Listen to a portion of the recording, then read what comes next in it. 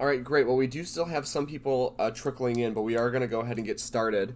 If you guys haven't met me before, which I think most of you guys should have in some way, shape, or form, my name is JD Waldvogel. There's not a quiz on that. I am your digital media and technology specialist. Currently having trouble opening a bottle of tea. Told you it hasn't been a good 5 minutes for me. But so this is a series that we're calling Facebook Fridays. It's not the most clever name in the world, but it's quick and to the point. With the idea being twofold. One, this is something I try to do about once a year, a like deep dive series like this. And the reason I like to do it, I'd say with relative consistency as opposed to just once every 2 years, once every 3 years, is because Facebook changes stuff even more frequently than that. Even in the past 12 months especially, there have been some major changes. It's going to have to do for now. Major changes to the Facebook platform. And I've seen those especially greatly affect a lot of our agents or who don't realize these things are happening, who don't realize what's coming up. So I like to do this to make sure that, first of all, that you guys know what the most recent stuff is. And secondly, we normally have new offerings every year, new things that we can help you with. And so it's just good to be able to have a deep dive, to be able to give you a lot of information as frequently as we can. So this is, like I said, this is a 4-part series. I'm already planning on doing an Instagram-based series sometime this summer as well, because that is a hugely emerging platform, hugely important platform. So stay tuned for that. But if you guys saw the graphic, let me try to get that graphic up real quick. And while I do that, I also want to make it clear to you guys that everybody has entered the chat muted. If you have questions as we go, please feel free to write them into the chat. Excuse me, and also unmute yourself if if we get to any point where I sort of ask for questions or ask if anybody has any comments, concerns. So I'm going to show you guys my desktop real quick, and you can see that we're doing 4 sessions for the month of June, and today is really the basics. Today is creating a business page, having your page compliant with NAR, with your local boards, and so on and so forth, and then inviting friends to the page, because that's another thing too. Having a page is great, but if nobody's there, what's going to be the there's not going to be much going on. So those are the things we're really going to cover today. Just to go over the schedule for the next few weeks. Next week, Friday, we're doing content. For me, the most important part of your page. What are you posting? When should you post? Boosting a post. Boosting means advertising. We'll talk about all that lingo as we go. The week after that, the 19th. The 19th is going to be a great one. So one of the things you'll hear me talk about a lot as we go is just how multifaceted Facebook is. How there are so many things you can do through social media, through Facebook. So the third week, June 19th, we're going to have an awesome session because I'm going to go over something called Social Ad Engine, which you'll actually get an email on Monday from Blue Matters. We did a little special session there. But then also Peter Hopkins, the digital marketing specialist for our company, is also going over lead gen, leveraging the tools that you currently have, whether that be listings to leads, etc., to actually generate leads from Facebook. So the 19th is going to be great. And then the 26th, the final one for this session, is going to be awesome too. Talk about video. One of my favorite things to talk about because a lot of people hate talking about it, and it's one of the most important things you can do for your branding right now. So these are the sessions that we're going to be covering. Facebook 101, content and ads, lead gen, and video. You can see at the bottom of this graphic, all of these sessions are being recorded. All of these will be available on schmidtvideoclassroom.com. And if you haven't visited that site before, I'd love to take you guys there real quick. schmidtvideoclassroom.com. This takes you to our one of our YouTube channels where we have all of our training videos. So we have it going right now to the page with all of our playlists because we have so many videos that we train on, so many things that we offer you guys. We want to make sure it's easy to find. So we've got Blue Sync, which are the videos that come to you every Monday in your Blue Matters Monday. We've got long form webinars, which are what we're talking about right now, which will this is where this video will get loaded into. Moxie Mondays. If you ever are trying to learn more about Moxie, you can visit that playlist. And then we've got a social media tip series, which is, I think, like 15, 16 videos of just awesome short videos for you to leverage and learn about one specific aspect of social media, instead of having to go through and, you know, kind of watch a deep dive like this or scroll and find that 1 minute where we talked about that thing. So leverage all of these, but I'd also like to show you that if you click this little magnifying glass right here, you can search for something. So if you are interested in listings to leads, you can search for that, and all of the videos we've done on listings to leads will appear for you. So this is a really, really great site. So many great videos and pieces of content here, so I'd really recommend you guys taking a look at it.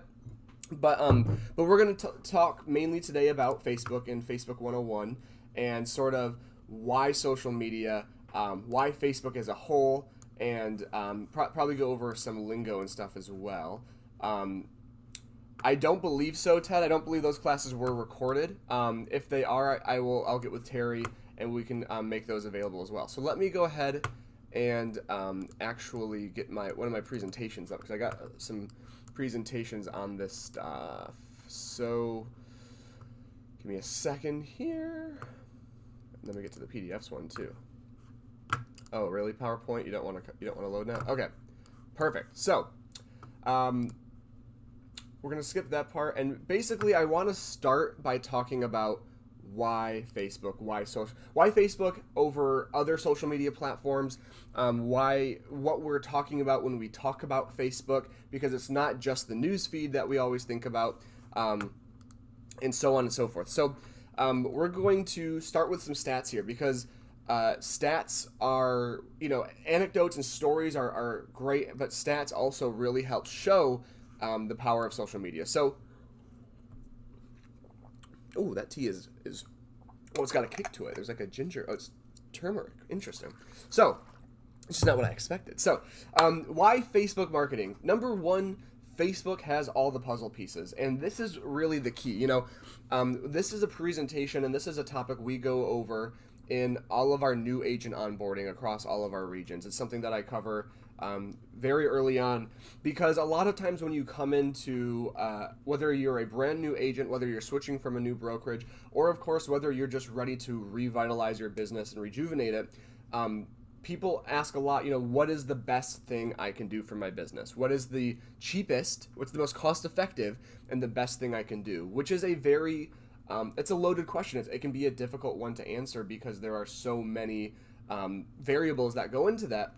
But when we're talking about, you know, best bang for your buck, digital marketing, especially right now, will always win. And when we talk about, okay, I'm going to do social media, should I do Twitter or Facebook or Instagram or YouTube or Snapchat or TikTok? Don't do TikTok. I don't know if that's a great idea. But we get asked a lot, well, which one should we do? And I also have a lot of people who will email me after a training and say, okay, here are all of my social media, and they'll have 5 or 6 platforms that they're already getting themselves set up on, which is fantastic. However, especially if you're new to real estate and new to using social media for business purposes, it can be very overwhelming. And in my experience, it's far better for you to master one platform than spread yourself thin over 6 and get nothing out of that. So we always recommend we start with Facebook. Why Facebook? They have all the puzzle pieces. And this is what I mean. Think about Craigslist, and I'm going to go back to stop sharing my screen because this is more me talking. Think about Craigslist for a moment. If you've ever used Craigslist before, it's kind of an online marketplace where you can buy and sell, you know, any number of items, but it can be a bit of a pain to do that. So if we're talking about doing a Craigslist post, I'm looking on Craigslist for something, a dog crate, and I see one, and I go, perfect, I'm interested in this crate.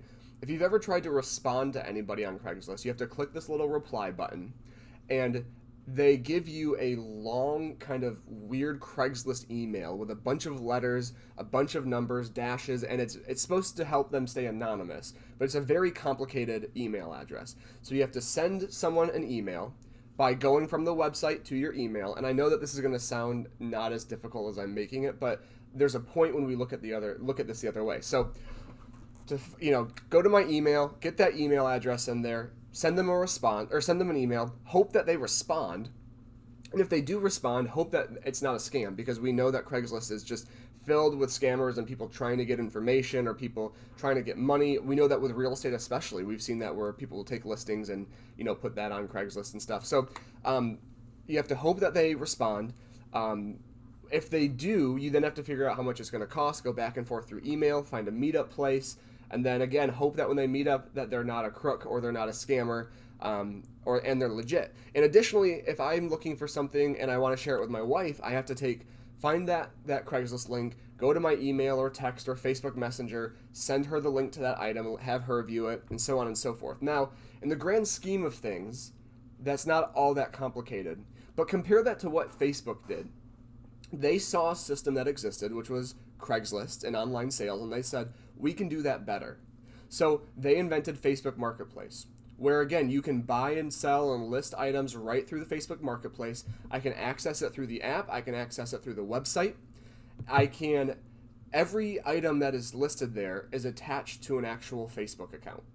So I know that I'm working with a person. I can see their profile. I can see if they were just recently created and maybe a scammer. I can see if they, if we have mutual friends, and I go, okay, yeah, I feel like they're probably a safe bet.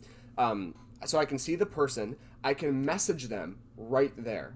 Facebook even auto-populates little messages for you. So I can say, is this still available? What is the condition of this? And send them a message right there through the same app, through the Facebook and then Facebook Messenger. And if we agree on, a price or whatever, I can pay them right through Messenger. The only thing I have to do is actually go pick up that item. So Facebook took a process which included the website, your email platform, getting cash out, or using something like PayPal, and took all of that and condensed it into one place.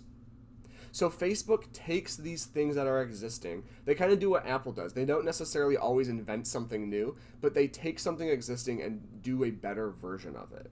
They come up with a better and easier way for us to use their platform.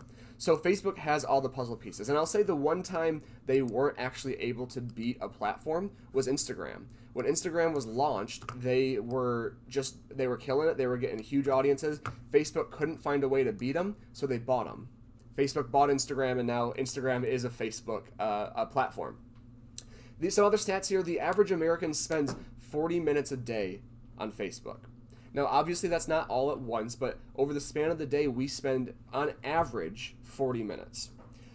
The next two stats are just sort of user-based stats. As of a couple of years ago, it's only gone up to closer to 3-ish billion, I think 2.8 to 3 billion monthly active users. So it's not just 2.3 billion or 2.8 billion profiles on the site, 2.8 billion active monthly users.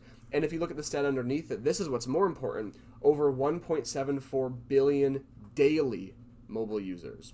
The vast majority of Facebook's traffic comes from mobile now, and that's why everything in this world, you always hear mobile first. A marketing company says, we're going to do ads for you, they're going to be mobile friendly. That's because that's the most important thing right now. And now we're talking about cost. So these last 3 points here, we're going to do some comparisons.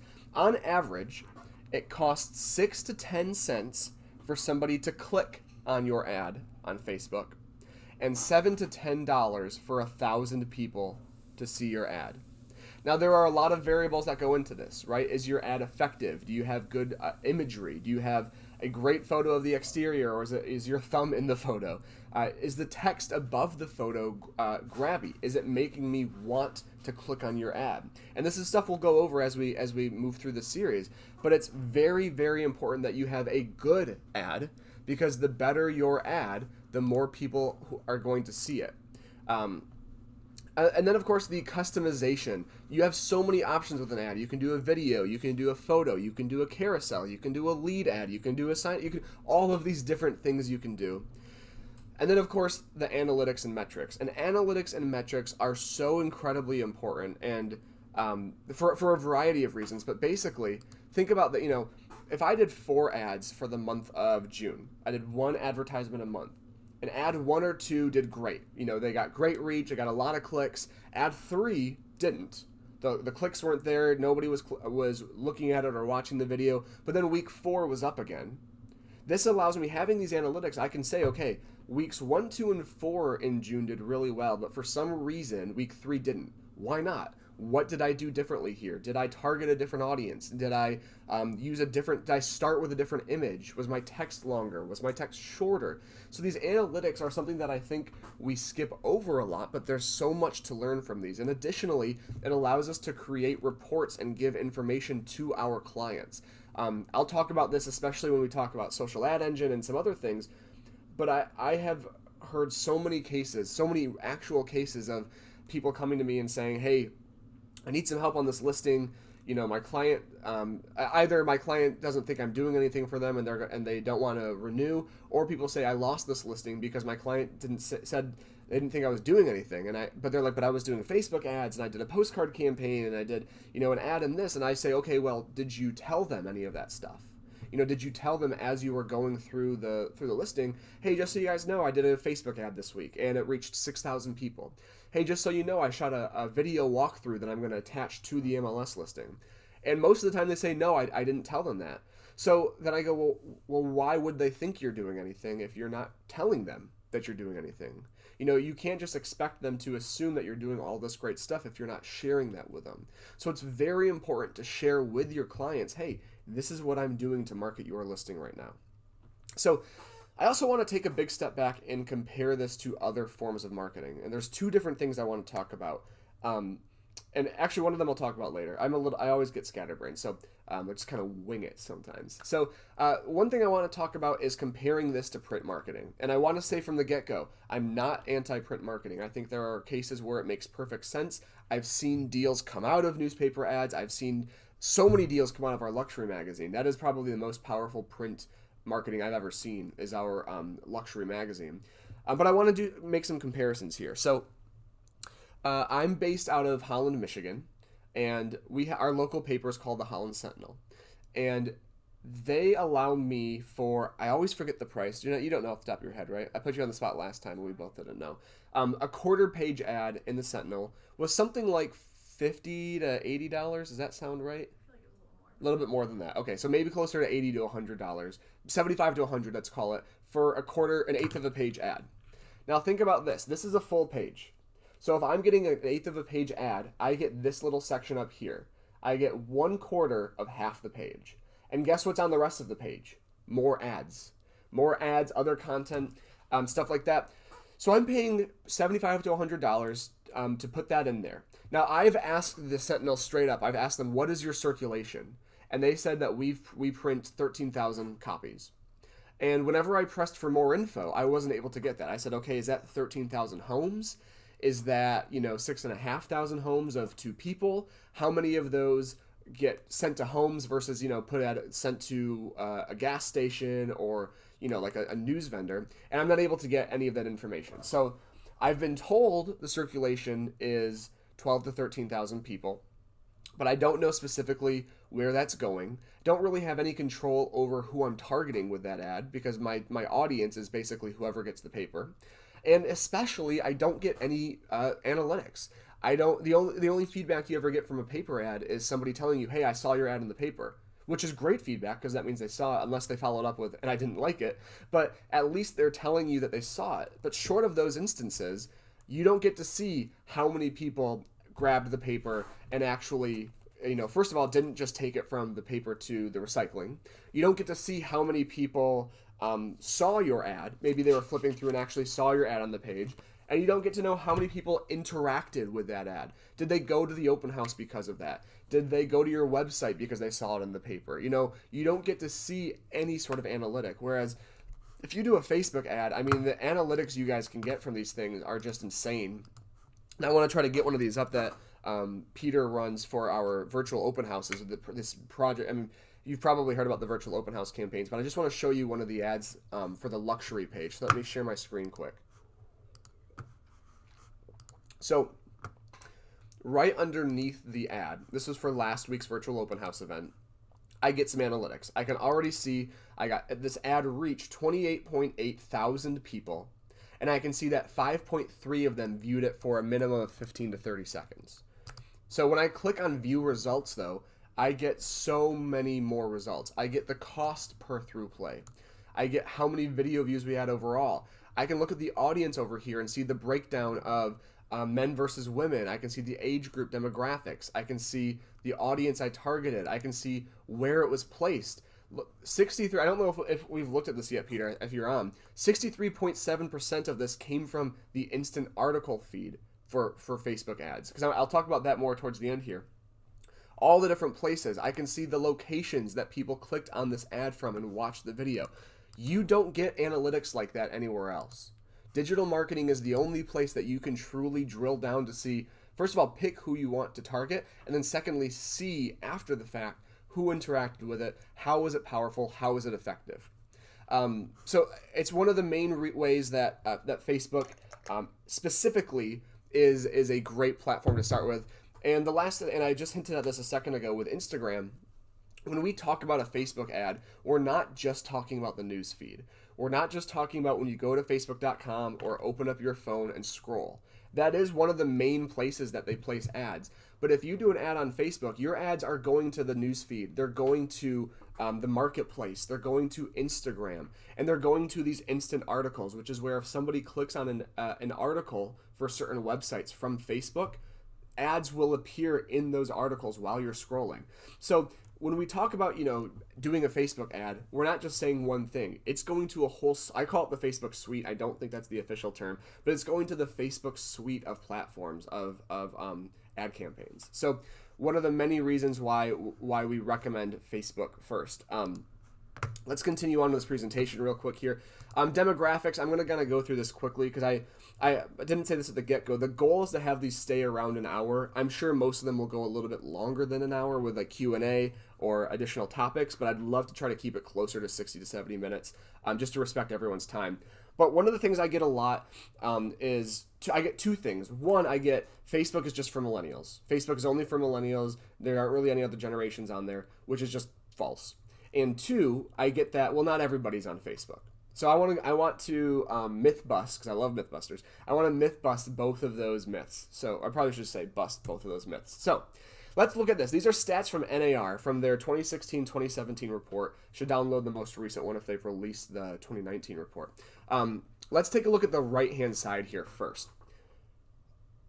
And also, let's make one clarification. Millennials, every graph, every chart's going to look a little bit different, with the years. Millennials generally are defined as being born between 1980 and 1999. So people born in 1980 are millennials, and right now it's 2020. That means millennials are in their 30s. They are turning 40 this year. They have families. When we talk about millennials, we're not talking about Gen Z, which is, my younger siblings who are 17, 18, 21. They are Gen Z. That's the generation. That's the next generation. So 1/3 of all 1/3 of all home buyers are millennials, 36 and younger. 1/3, one out of every 3 home buyers is a millennial. And even more importantly, look in the lower left-hand corner here. Millennials make up the largest group of first-time home buyers at 66%. So 2/3 of all first-time home buyers, 2/3 of the generation with the most longevity in the industry are millennials. So if you really believe that social media and digital marketing is really only where millennials are, do you want to leave out a platform that reaches 1/3 of all home buyers and 2/3 of all first-time home buyers? And moving on to the second point, we hear a lot, not everybody's on Facebook. Not just the millennials, but just not everybody's on Facebook. Well, two things to that. One, of course, not everybody's on Facebook. Not everybody is anywhere, and I'll speak to that in a moment. But two, looking at these stats, and there's a lot of great stats here about affluent audiences, about college grads, but taking a look at these 3 bottom points. We're going to start at the very bottom here. 56% of U.S. online users 65 and older use Facebook actively. That means over half of all people who are 65 and older, if they use the internet, they have an active Facebook profile. And that percentage only gets higher the younger you go. 79% of 30 to 49-year-olds online have active Facebook profiles, and then 82% of 18 to 29-year-olds in the US use Facebook. So it is a cross-generational, multi-generational platform. It is not something that only millennials use or only Gen X uses or anything like that. But the other thing, like I said, that I get a lot is not everybody's on Facebook. And I go, well, yeah, you're right. We all have a friend that is not on Facebook. Well, I deleted my Facebook profile. Awesome. Kudos to you. I had an agent once during a training say, my grandma's not on Facebook. And I said, how old is your grandma? And he said 92. And I said, okay, she's probably not on Facebook. But also, there are plenty of 80 and 90-year-olds who are on Facebook. But ultimately, no, there's no platform where everybody is. So if you're telling me, I'm not going to use social media because not everybody's on social media, my retort to that is, okay, what are you going to use then? Where is everybody else? Is everybody else reading magazines, reading the paper? Is everybody else listening to the radio? Is everybody else watching cable? Think about cable for a second. I love this comparison. Think about cable for a second. Now, commercials are great. It's a great platform for video. But if you're watching a TV show, if it's 10 o'clock on True TV and you're watching Impractical Jokers, and the commercials come on, most people, I would be willing to wager, do one of two things. One, they get up and they get another drink, they get more food, they go to the restroom. Or two, they take out their phones and they go on Facebook, they check out their feed on Instagram, they check Twitter real quick. And when the show comes back on, we put our phones down, we sit back on the couch, and we continue to watch the show. So television commercials is roughly an $80 billion a year industry for ads of Jeeps going up hills, for ads of celebrities opening a can of Coke, something like that. Why would you spend that money there when the second those ads go up, boom, this is where we go. This is where we look. So not every platform, Facebook does not target not everybody is on Facebook, but not everybody is anywhere. And the question for me is not where can we target everybody. It's where can we target the most people for the least amount of money. Peter made a great point about targeting people off the Facebook feed to be seen on certain sites, and that's a great point. And I think that's something we'll talk more about when we do ads in the next week or two for sure. So I want to talk about this demographics quick. So I want to talk about the how. Now, the reason why I start with all of that information before I get into the legitimate how-tos, how to create a page, how to do this, is because the how and the why are both equally important. I've seen so many, there's so many groups. I've seen so many groups of people who know how to do all this Facebook stuff, but don't really understand why it's important. And I've seen people who know why it's important, but don't know how to do any of it. And the group that frustrates me the most is actually the former, the people who know how to do it, but they don't really understand the importance of it or don't take the time to learn why. Because those are the people who will be paying companies to post a blog to your page once a day, 5 times a week, 3 times a week, who will post every once in a while, but they don't post consistently. They'll do I'll share an example in a second. But what happens is that when you use it complacency, you get complacent results. When you spend 5% of your effort on social media, you're only going to get 5% of the results from it. I have agents, I had one agent tell me once that he treats his Facebook, anytime he gets a Facebook notification, he treats it like a work email. Because that's where he gets leads, that's where he gets business, where he stays in touch with his sphere. I had an agent come to me once, who's actually no longer with the company, funnily enough. Doesn't really matter for the story. But he came to me one month, and he came to me in July, and he said, I'm not going to do Facebook ads anymore. It just doesn't work. And I said, okay, that's your prerogative, but let's talk about that real quick, So I said, how many ads have you done? Let's sit down and talk. So he goes, I've done 3 ads. And I said, okay, over what period of time have you done 3 ads? He goes, well, when did you start? And like I said, this was July, and I had started the September previous. I said, so September. He goes, okay, so I've done 3 ads since September. And we went into his account, we looked at the ads, and after reviewing everything, he had done 3 ads for 3 days apiece over the course of 9 months. So doing some quick math, 3 times 3, 9. He had done 9 days worth of advertising over 9 months. 1 day of advertising per month on Facebook, on social media. That is not the platform not working. That is you not using the platform right.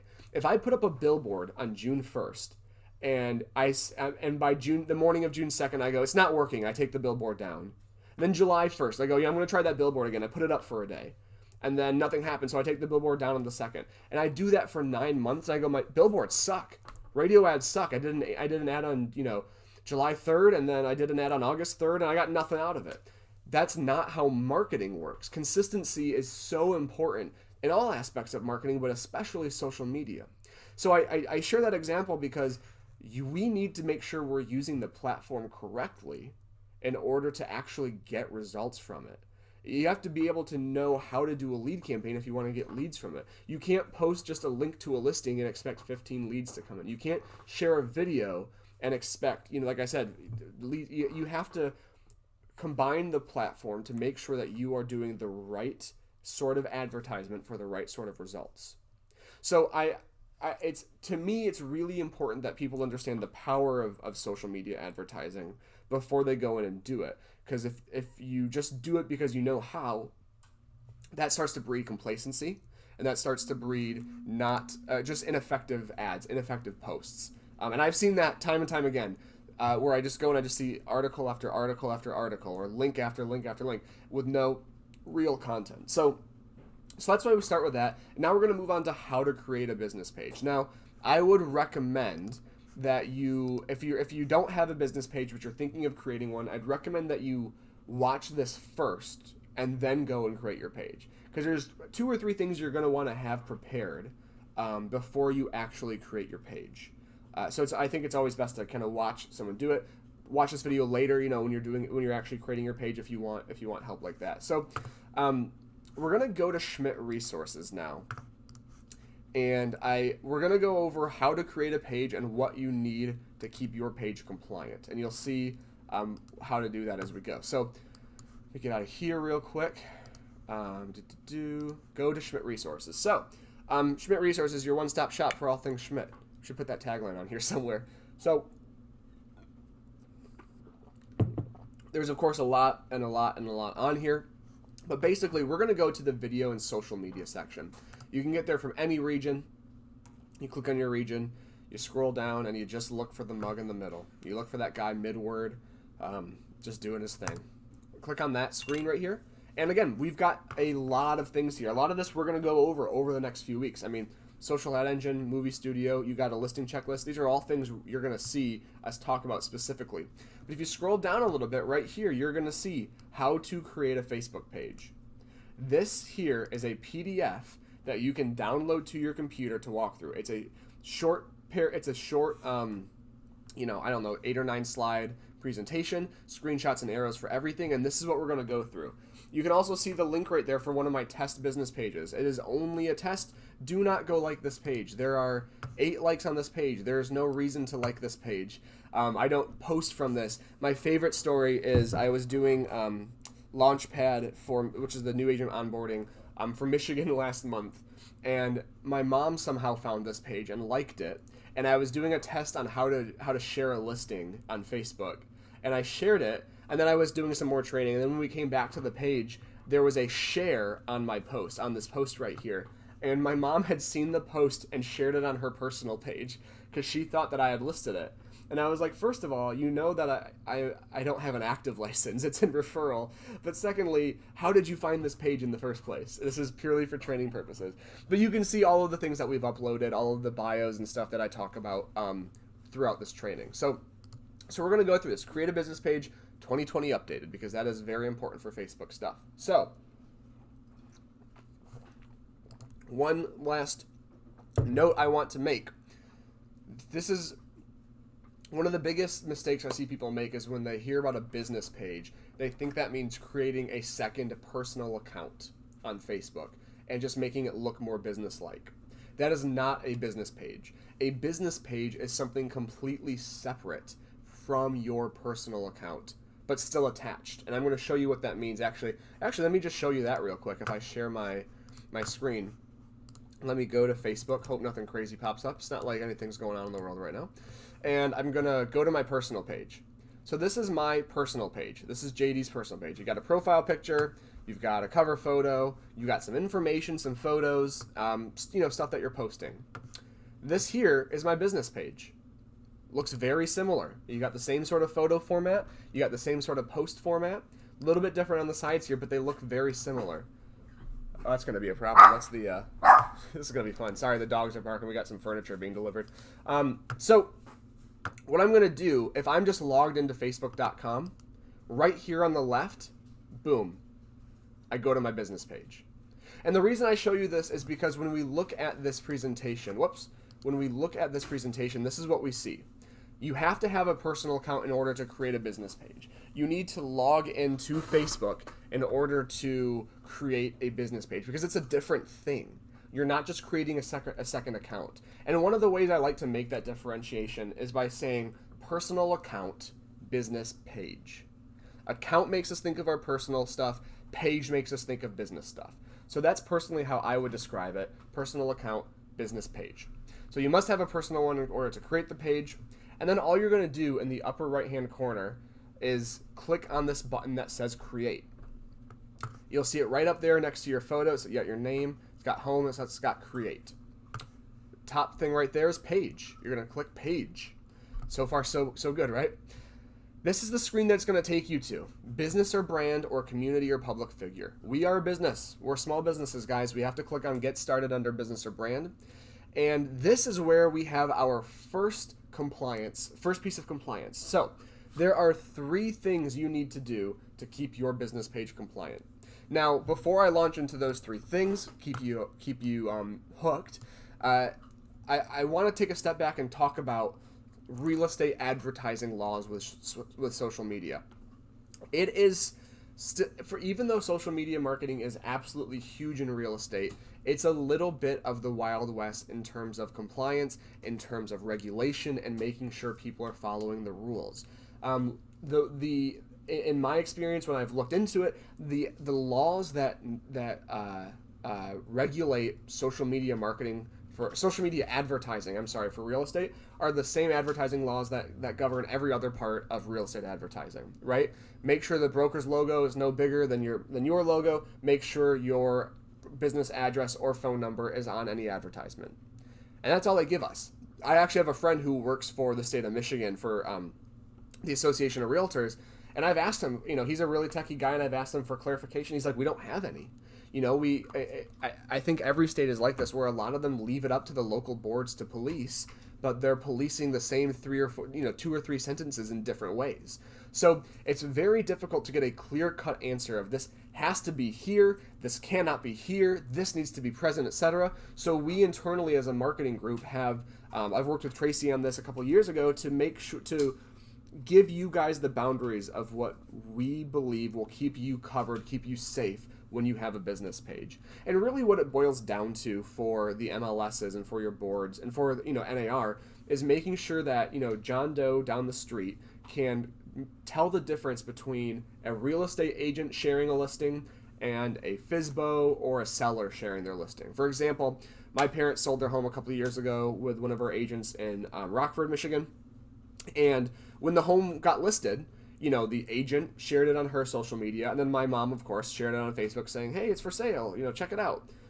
Woo, stuff like that. So the boards want us to be able to tell the difference between, okay, that's a client showing their home, and that's a professional advertising a property. So that's really what it boils down to. So as we go, there are going to be 3 things that we talk about that are important for compliance. Okay, so let's go back to this screen that we were looking at here. We're going to click Get Started. So after you click on business or brand, this little screen right here on the right is going to show up. And it's going to ask you for a page name, a category, an address, and a phone number. Now, we're going to skip page name and go back to that at the end. Category, real estate agent. You start typing in real, the term real estate agent is going to pop up for you to choose. Address. This is the first of the 3 points of compliance, guys. Your address has to be the office address that you work out of. Whatever office you are associated to, that's what needs to go in this address box.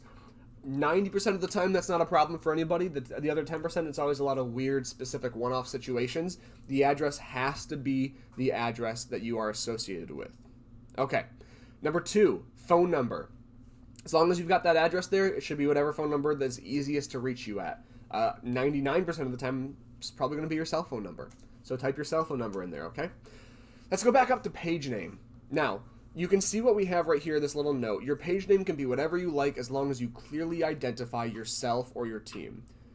And I'm going to tell you I'm going to explain that a little bit. So, essentially, we don't really have any specific rules over the page name besides that clearly identifying yourself.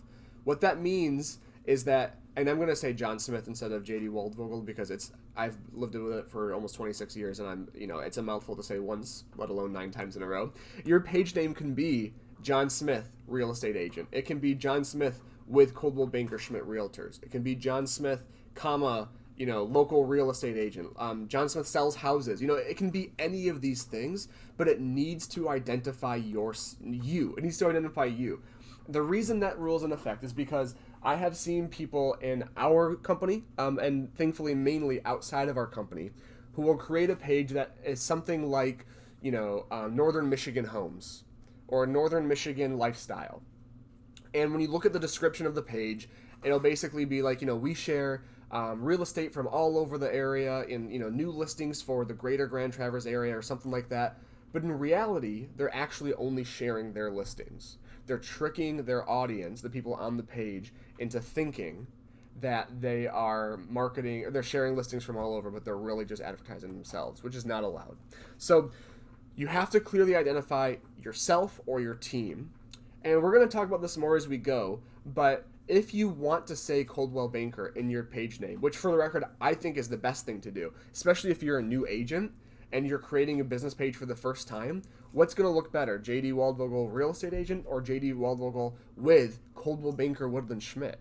I might be starting fresh, but I've got a huge worldwide brand behind me to really empower me and to really show my clients what I can do. So I would highly recommend putting that in your title. However, if you're going to put Coldwell Banker in your page name, and we'll talk about this more as we go, you have to do your full DBA.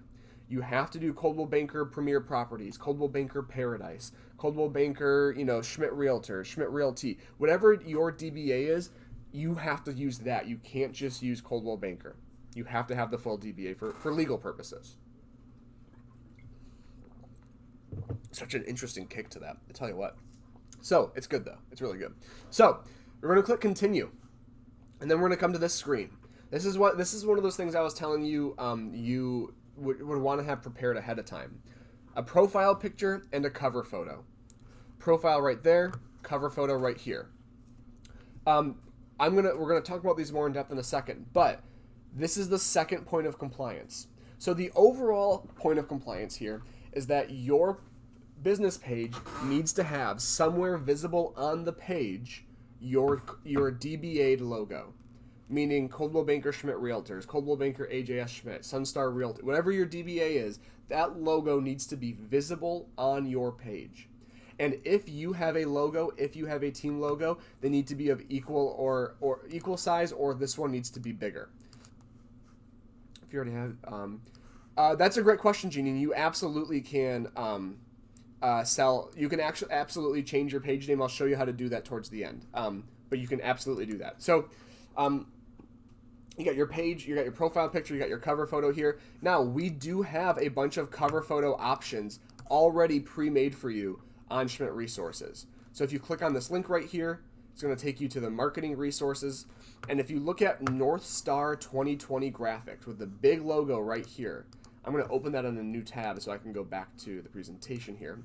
But we've got DBA cover photos, 4 or 5 options for every single DBA. So let's just take a look at a few of them real quick. I'm just going to go through. I'm going to preview these. We've got the one that you can see in my presentation with the house and the logo. We've got a nice one over. We've got a couple space options. I really like the space one here because of the North Star campaign. We just got bang, get that CB star out there. And then we, of course, have another one right here. These are all available for you to download and use right now. Just go to Schmidt Resources and download those photos. But additionally, maybe you've got a photo that you want to use that you need the logo attached to. Reach out to any of our designers in the marketing group, and they can absolutely get the logo on your cover photo for you. So all you gotta do is just email them, send the photo to them, say, hey, I've got this photo here. I'd love to have the Schmidt Realtors logo in the corner. If you want more information on there, if you want, your email or a call now or something like that too, they can design whatever cover photo you're looking for, guys. And you can see that it's a very specific rectangular thing right here. So they'll make sure that it's formatted exactly the right way for a cover photo. You can change them seasonally. You can change them once or twice a year if you want to. It's just a visual. So I really, I had one agent tell me they changed their cover photo every week. That's more work than you really need to put into it, but you do want a nice, powerful visual there. And then your profile picture, the photo over here. This is the most important visual on your page because not only is it one of the first things we see when I go on your profile, but every post that you do, it's right there in the corner. Every advertisement that you do, it's right there in the corner. You have to have a good profile picture, guys. And we'll talk about this with bios as well, but I would really recommend making sure your headshot that you use reflects who you are. And what I mean by that is, first of all, there has to be a level of professionalism here, guys. You know, your smartphones, my headshot for the longest time was a photo that my buddy took on his iPhone, but it was a great quality photo. I was dressed up. You know, it doesn't need to be a professional photo shoot, but it does need to be a professional, high quality photo. That being said, your photo should reflect who you are. And what I mean by that, I'm going to talk about our St. Croix agents because they're awesome, our St. Croix office. If you ever get the chance to go down to St. Croix, go ahead. It is everything that you would imagine it to be. But everything down there is just a little bit more laid back, right? You've got the Tommy Bahama shirts. You've got the sunglasses and the shorts and the sandals. That's that lifestyle. That's what people expect. And if that's the kind of person I am, you know, if I'm going to show up in my, you know, short sleeve button up, then I probably shouldn't be wearing a full suit in my headshot because that's not true to who I am, and it might start to throw a client off, right? If they're looking at photos and videos of me and I look really kind of laid back, you know, or in Northern Michigan, you know, you've got the flannel and the puffy vest. If that's kind of your style, and then you're wearing, you know, you show up to a listing appointment in that, but you've got a full suit in your profile picture, they might just go, hold on, that's not really the person I was expecting. And I don't, like I said, I don't want you to take this as, you know, put a t-shirt and shorts on, put your quarantine lounging wear on and take your headshot. I'm not saying that. Professionalism is very important, but you want this to be reflective of who you are. So add your profile picture, add your cover photo. These can absolutely be changed as you go. And we're going to move on to the next part here. So adding a username and adding a big blue button. Let's tackle that button first because it's the easiest part. Your big blue button. It's a big blue button on your business page, right? You go to my test page right here. You can see it says send message right there. I can change this button by clicking edit to say a bunch of things. Call now, sign up. There's a bunch of options I can do. I personally recommend message now because message now is the action that I as a consumer am most likely to take. Call now is very convenient as well, but if I'm sitting in bed at 10 o'clock at night and I'm scrolling on your business page and I'm thinking of working with you, am I more likely to call you or send you a quick little Facebook message? However, if you choose message now, this might sound redundant, check your Facebook messages. Check your inbox on your business page. I was helping an agent once work on something on their business page and we went to the inbox and they had a message in there that said, I'd love to go see this listing. Do you have time this weekend? It was 8 weeks old. That was a lead that came to them through their business page that they had ignored for 8 weeks. So if you're going to do message now, make sure you check Messenger. Now I want to talk about the username. The username is a very important part of your business page as well. Got it. Don't worry about it. Wasn't a spider. Is a very important part of your business page because it does a couple of things. Your username, firstly, it's what people will use to tag your business page on Facebook. So if you have a client who wants to tag your business page, they'll use the username. They'll do @ whatever you put in there. But more importantly, your username is what your Facebook URL will become.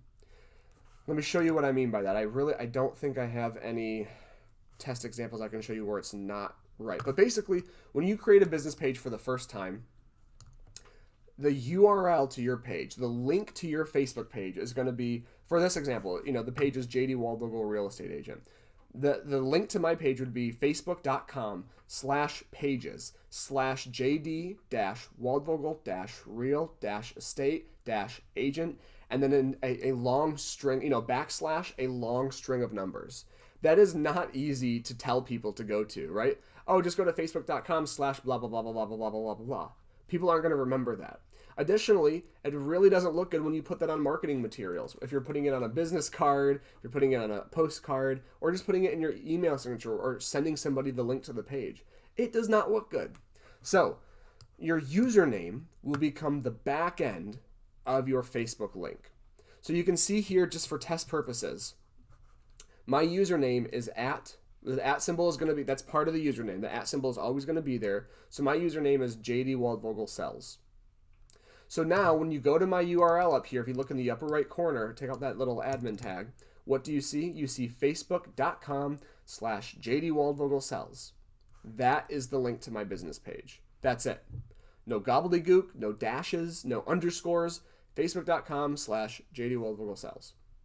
Now, there may not be a need to change your text up between your page name and your username. You know, if my page was John Smith Realtor, there might be no reason for me to not do John Smith Realtor down here. You don't change it up just to change it up. But if you look at, I'm going to use one of our office pages, for example. If you go to the Holland office page, you'll see that the link to this page, the page name is Coldwell Banker Woodland Schmidt Holland. But the username is just CBWS Holland. We shortened it to make it easier to tag, easier to find, and easier for people to visit, if we post it other places. So your page name doesn't need to be different, but if it makes sense to have that, then yeah, again, Waldvogel is not a fun one. Maybe I just do JDW Real Estate or something like that. So we've done our username. And guys, honestly, I highly recommend this. The username is probably one of the things that I see people missing the most, like not having. Go to your page right now and see if you have a username. Okay, make sure you have one. If you don't, add one, and we'll talk about how to edit that in a second, like I said earlier. Next, we're gonna click on our About tab on our business page.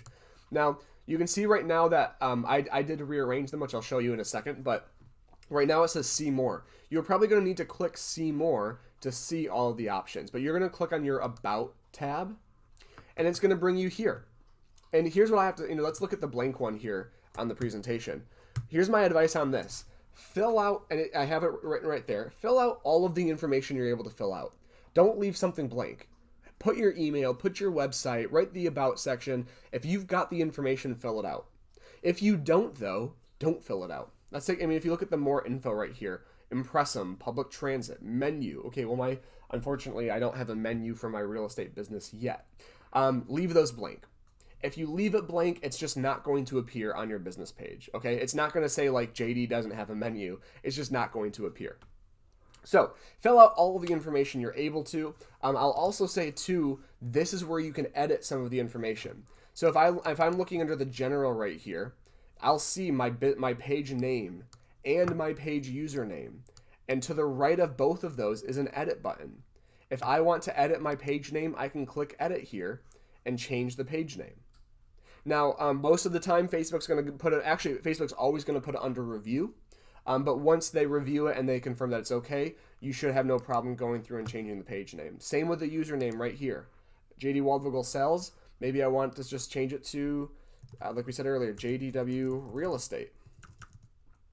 And it's going to go, oh, look, that one's actually already taken. So I have to use a different one. So let's just do, Realtor. Maybe that one's open? Nope, because I think I've done pages like this before. JDW Sells Homes, whatever. That's available. I click create username, and just like that, I've got a new username.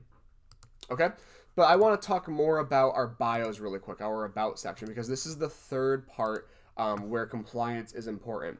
There are two places to write a bio on your page right here. First, you've got the story section, which is literally the entire right-hand side of your about section. And then you've also got the more info, the little about section down here. Now, the about section down here is like a sentence or two. I think it's like 155 characters, something short and sweet.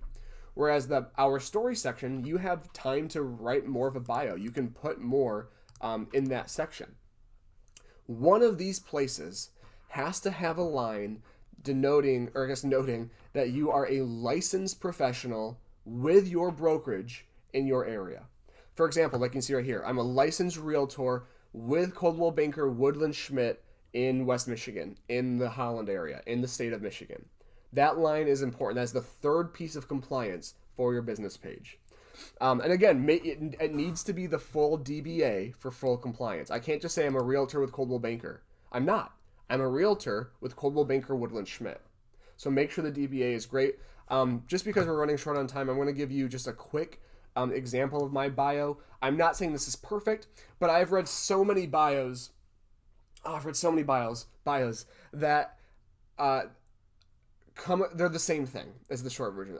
I've read bios that are the same. They start with, JD has been a realtor for 12 years in the Michigan area. He cares about his clients, and he, will always act in their best interest and loves, working with people. Well, I hope that he cares about his clients. I hope that he's trustworthy, because that's why he should be a professional in the first place. Tell me something about you. Tell me who you are. Tell me what you're interested in. Whatever the way that you type things will make it feel like I'm talking to you.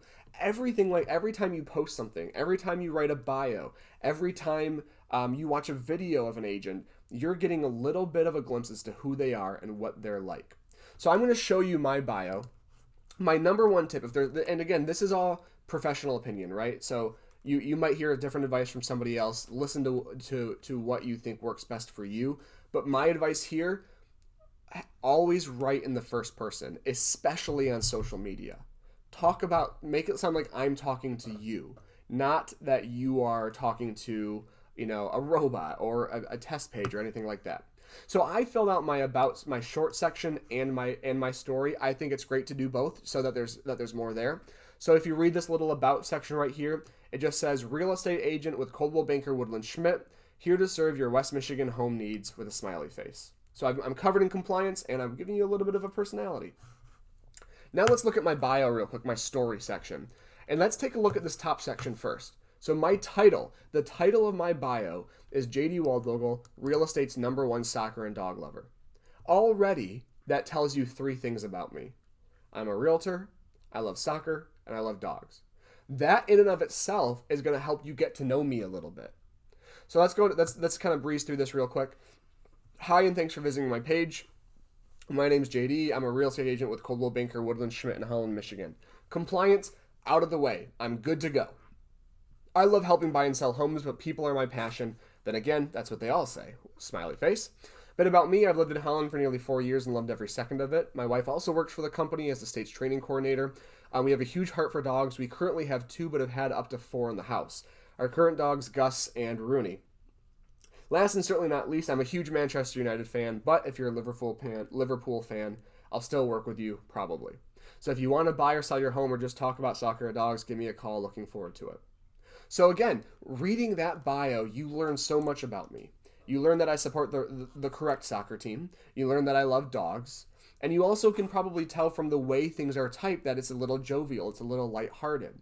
And that's just because that's who I am. That's how I come across. If I read your bio, I might go, they sound like the most caring and kind-hearted person in the world. Or they sound like somebody who's going to get every deal done. Like they're not messing around. They're going to get this transaction done.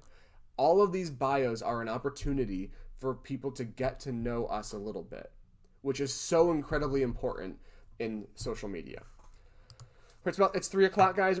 We've got probably about 10-15 minutes left. We're not going to go too much longer, but again, if you have to hop off, this training is being recorded, and will be on Schmidt Video Classroom. So we've added that information. Now we're going to talk about these page tabs. So you can see on my test page here, that I've cleaned this up a little bit. I personally like to have a nice clean cut of how many page tabs I have there. But when you create a page for the first time, if you take a look at the right-hand side over here, you'll see there are a lot of options. There's a lot of default tabs. So I personally like to clean those up and rearrange them a little bit. So how you do that is first you're going to click on settings for your page. And when you do that, you're going to see a lot of settings, a lot of different settings, a lot of different tabs. Ignore those for now. We're just looking for the templates and tabs section on the left-hand side over here. From there, you're going to see this section over here that we're looking at for number 3. You can do a bunch of things from here. Firstly, you can turn certain tabs off. So it'll say on. If you just click that and turn it off, that tab, and then click save, the tab's going to disappear. But additionally, you can move things around. It's a click and drag system. I wanted my about section towards the top, so I just clicked it, held it down, and moved it towards the top. Simple as that. So I just cleaned mine up a little bit. I removed shop, I removed offers, I removed services. So when you go to my page, you've got about, reviews, photos, videos, and then some of the default ones that I can't really remove. So again, this is one of those like secondary things. You know, it's not the most important part to your page, but I think it really makes a difference doing that. So once you've done this, guys, your page is done. You've the creation of the page is done, I should say. You've added all of your photos, you've added a bio, you've got all your contact information over here, you've cleaned up your page is created. Now comes the fun part. First, you're going to have to invite people. That's the last thing we're going to go over here, I believe, is inviting people. But then after that, you've got to use the page. You know, Facebook is not really a listing-based platform, meaning it's not like Yelp generally, where I just go there to look at information. The vast majority, and I wish I had a statistic on this, Peter, if you know of one, I could probably Google it, but the vast majority of the way that we consume content on Facebook is through our newsfeed, is through scrolling on our newsfeed, scrolling on our phone. It's not like I go, you know, like I said, I love Manchester United. It's not like I go, oh, I'm going to go to Manchester United's Facebook page and see what they're up to today, right? I'm not going to go, oh, I love the Packers. I'm going to see what they're up to today. I'm going to scroll through Facebook and their posts are going to come up. So it's creating the page is just the first step. Then you've got to actually use the page. So let's talk about how we want to how we want to invite people to the page.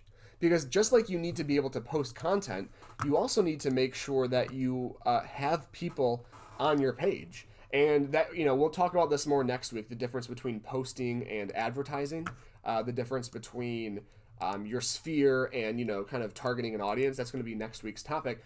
But you do want to have friends and family on your business page. One of my favorite stories, and obviously I can't promise this every time, but one of my favorite stories is we had an agent create a business page. She's new to real estate.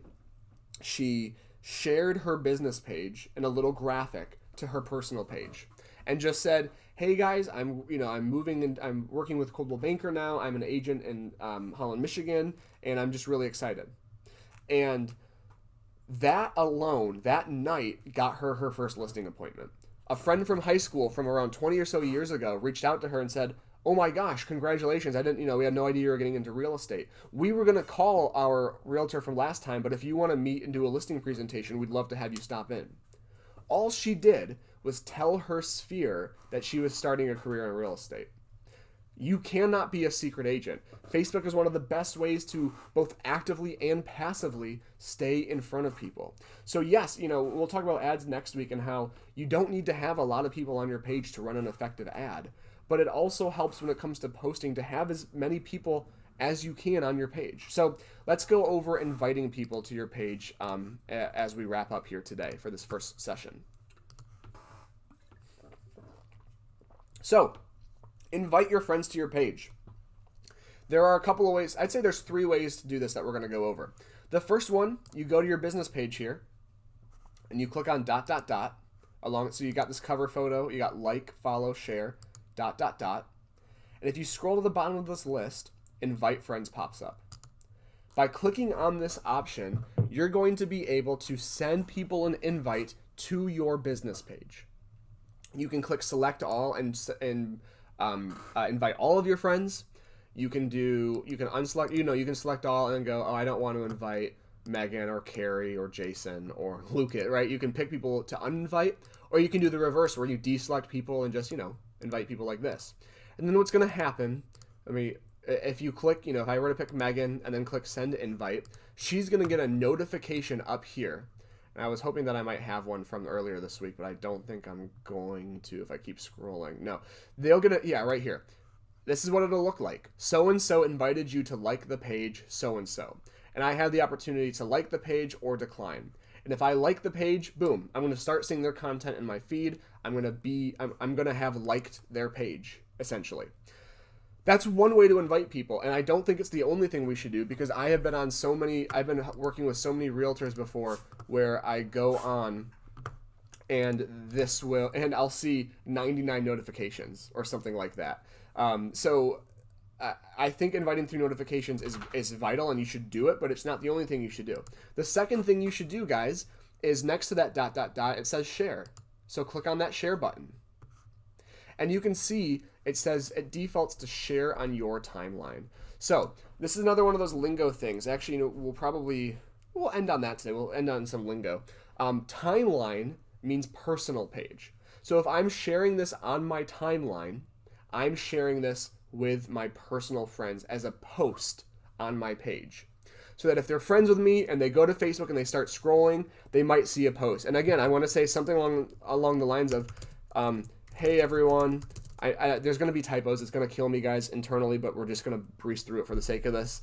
I'm starting a new career with Coldwell Banker Sunstar Realty. Yep, I know. Please like my new business page below to stay up to date with market trends, new listings, tips and tricks, and some fun along the way. So we'll talk about this mainly next week. This will be one of the main topics next week. But tell somebody why they should do this. What are they going to get out of this if they like your page? What value? Value is going to be the keyword next week. What value is there for them to do this? Okay? So, and then I'd post this. And so, boom, now I've covered two different ways. I've invited people through the notifications, and I've also posted it to my personal page as a post. So, there's one last way that I like to kind of help invite people to my business page, because that whole notification thing where I can get a notification, I can only send that to people that I'm personally friends with, right? I can't invite 30,000 people to like my business page, or everybody who lives in Holland to like my business page, or something like that. Only if I'm personally friends with them. So what if, and this happens quite frequently, what if I'm coming from a different industry and I have an email list, but I don't have, I'm not friends with them on Facebook? There's two options there. One, you could, friend them on Facebook on your personal account, and once they accept it, you could, send them a request like your page. But there's nothing wrong with it also sending an email out to your email base. You go to your email, you type a new one, and you just say, hey everyone, just like we said earlier, I'm starting a new career in real estate and with Coldwell Banker, Woodland, Schmidt, Holland, Michigan. I'm very excited to partner. You just write a little message, but then underneath that you say, I'd love if you follow along with me on my business page. Click below to like my page and follow along. And then do one of two things. One, the easy thing, just put a link down there, guys. Have the link to your page, facebook.com/JDWaldvogelSells, right there in the email for them to click on. And taking that a step further, I've seen a couple of people do that I'm a big fan of, is work with a marketing group to create a cool graphic that you can put in your image to link to your page. So maybe it says click here to like my page, and if they click on that, it goes to the business page. So those are the three ways that I like to say you can invite people. You do it through the notifications, you do it through a post, and then you can send a mass email if you've got a lot of email addresses. So then you've got a created page and you've got people on your page. I will say, don't expect all of your friends to come to your business page. Personal plug. Of course, it's not loading now. I've got my music page here for, I do a lot of music stuff. I invited all of my Facebook friends. I had around 900 or so at the time. I've got 326 followers on the page. And I would say that that's about average. Just for easy numbers, if you have 100 Facebook friends, you'll probably get 20 to 30% of them to come over. 20 to 30% of them will like the page, they'll trickle in. But normally, when you start a business page, you'll get a huge boost of likes in the beginning or followers in the beginning, and then it's going to be a slow build. Then it's going to be nurturing the page, using the page, sharing content to the page, and so on and so forth. Let me find that Facebook lingo. I think we'll do that. That's what we're going to end on. So I just want to end on or let's make more sense. No, we're going to do this next week. We're going to do the lingo next week, guys. We're going to end right now. So I'm going to give it a couple seconds here for you guys to write in the chat if you have any questions. But three things I want to go over again. One, these are all recorded. They're going to be in Schmidt Video Classroom within, it's about 3:11 right now. I'll have this up by 4 or 5 in Schmidt Video Classroom this afternoon. So if you have any conflicts for the next few weeks, you'll always be able to find the recordings there. Number two, this one of the big things we talked about today, compliance. There are 3 things that you need for your page to stay compliant. 1, you need to have the office address as your business address on your page. 2, you need to have your logo visible somewhere on your page. The easiest, clearly visible. The easiest place to do this would be on in your cover photo, and we've got those ones already created, or you can get a custom one created. And then lastly, making sure in your bio somewhere you have it clearly written out that your page, or that you are a licensed professional, a licensed realtor with Coldwell Banker Premier Properties. Bless you. That was one of our dogs. With Coldwell Banker Schmidt Realty, whatever DBA you're associated with. So the second thing was those 3 parts of compliance. And then thirdly, inviting your friends to your page, making sure that you actually get people there. And we're gonna, like I said, we're going to talk about content next week, posting to your business page, what to post, where to find these posts, how to do an ad. So it's going to be great stuff. Angelina asked, is there any way I can take a look at the page before I publish it or before it goes live? 2 things to that. 1, let me do it this way. Not before it goes live. So you can make it, you can create the page and send me the link before you send it out to everybody, but it does need to be live on Facebook. But again, if you're not advertising it, people wouldn't find it. But you can't have it in this, if you go into the settings, you can make it a draft. I can't see it if it's in draft mode. But 2, on a bigger scale, that's actually the next thing I was going to say. If you are creating a business page for the first time, or you have any questions, hey, is mine compliant? Do I need to change any things? You can absolutely send me your business page, the link to your page. You can send Peter Hopkins the link to your page. Let us know. Just say, hey, I just wanted you to take a look at this quick. Is there anything that I'm missing?